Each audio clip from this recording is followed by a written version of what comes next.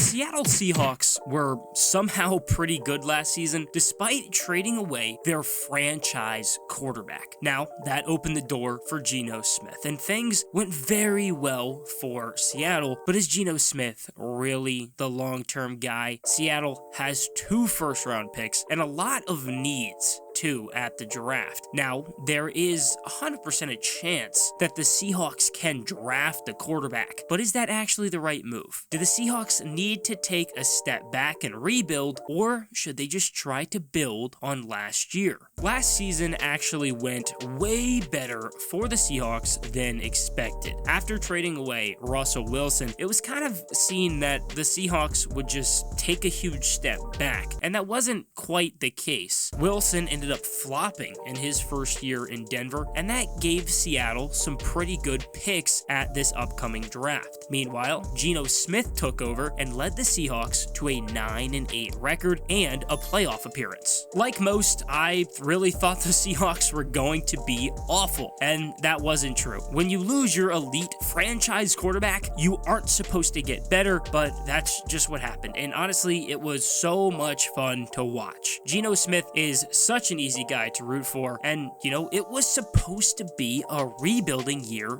for the Seahawks, but Geno had some other plans, and he did ultimately win Comeback Player of the Year, and that helped him get a new deal and keep him in Seattle for a while. But the question is that going to stop the Seahawks from drafting a quarterback if the right situation comes? The Seahawks hold the 5th overall pick at the draft, and that is actually the pick from the Broncos in the Russell Wilson trade. Some of the field's best mock drafters, Mel Kiper, Todd McShay, Daniel Jeremiah, and Lance Zierlein, all have Seattle with the exact same selection: defensive tackle Jalen Carter. Now, he comes with a lot of baggage. He recently pleaded no contest to charges of reckless driving and racing in connection to that fatal crash that left a teammate and recruiting staff member dead. Now, on top of that, Carter had a bad pro day and he looked out of shape. Plus, his agent said he was declining visits from teams outside of the top 10. There's a legitimate argument that Carter is the most talented player in the draft, but the off-the-field issues are there. The Seahawks still own their own first rounder, which is at 20, and there's a few options that could be pretty interesting there. Mel Kiper and Lance Zierlein actually agree that Seattle will go with defensive end Miles Murray. Now, the Seahawks, they need some defensive help, so why not go back-to-back to help it? And Murphy will do just that off the edge. He has some upside, and he's a pretty well-rounded player. Plus, Uchenna Nwosu is going to be a free agent after next season. Meanwhile, both Todd McShay and Daniel Jeremiah have the Seahawks going with wide receivers. McShay mocked Seattle to take Zay Flowers. He could fit in well as that third wide receiver behind DK Metcalf and Tyler Lockett. Flowers has 4.42 speed, and he'd definitely be able to help stretch the field for the Seahawks. Jeremiah actually has the Seahawks going Jordan Addison. Now, he's a good route runner, and he has some good speed after the catch. According to Mel Kiper, the Seahawks might not even be done in the first round. Kiper actually has Seattle trading with the Eagles to take quarterback Hendon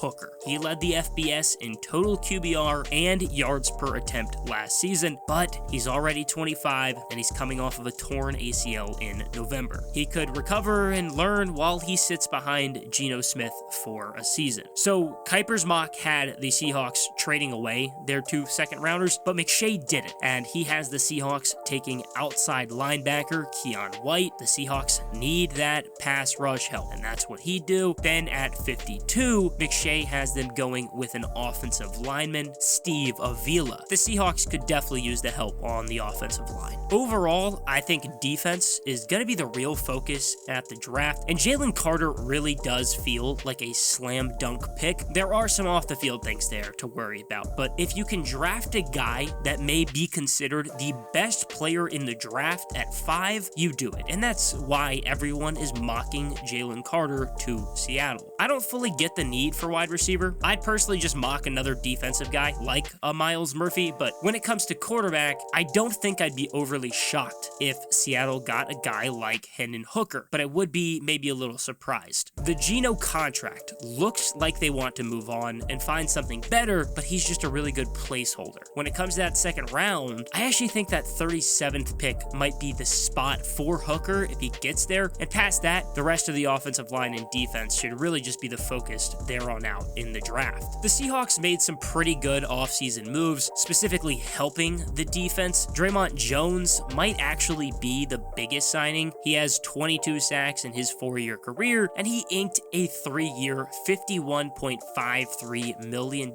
contract after his time in Denver. They also signed Jerron Reed to a 2-year, $12.8 million contract. He actually played in Seattle from 2016 to 2020, and he bounced around for 2 seasons before obviously now making his return. And of course, he isn't the only former Seahawk coming back to Seattle. The big one is Bobby Wagner. He was released after 10 years in Seattle, and he spent last year with the Rams, but he's already back on a 1-year, $7 million deal. Seattle brought in another linebacker too. Devin Bush is on a 1-year, $3.5 million contract. He ended up kind of being a disappointment in Pittsburgh, but he might need that fresh start in Seattle. The last guy that might end up being a starter is veteran Evan Brown. He can play center or guard really, and that's exactly what he did in Detroit for the last 4 years. The Seahawks really didn't do anything too flashy, maybe unless you count bringing back Bobby Wagner, but the defensive moves were very needed and should show on the field. I think Seattle did what it could with the options available, and if I were a fan of the team, I think I'd feel pretty solid. The Seahawks have a pretty decent roster. It all starts at the top with Geno Smith. Remember, Seattle traded away Russell Wilson, and the question was who was going to start at quarterback. It ended up being Geno Smith, and he played himself into a 3-year, $75 million contract. He had a career year. He passed for 4,200 yards and 30 touchdowns to 11 interceptions, plus he led the league in completion percentage at 69.8. He's solid, and sometimes that's really all you can ask for in the NFL. He has some elite options to throw to, DK Metcalf and Tyler Lockett, who are both coming off of 1,000-yard seasons. On the ground, Kenneth Walker rushed for over 1,000 yards last season, which is really impressive when you actually take into account how horrible the Seahawks offensive line was. The good news is that rookie tackles Charles Cross and Abraham Lucas were average and have a lot of room to improve. Damian Lewis actually played really well at left guard, but the rest of the line needs work. Most of the problems for Seattle were on the defensive side of the ball, but the secondary is actually solid.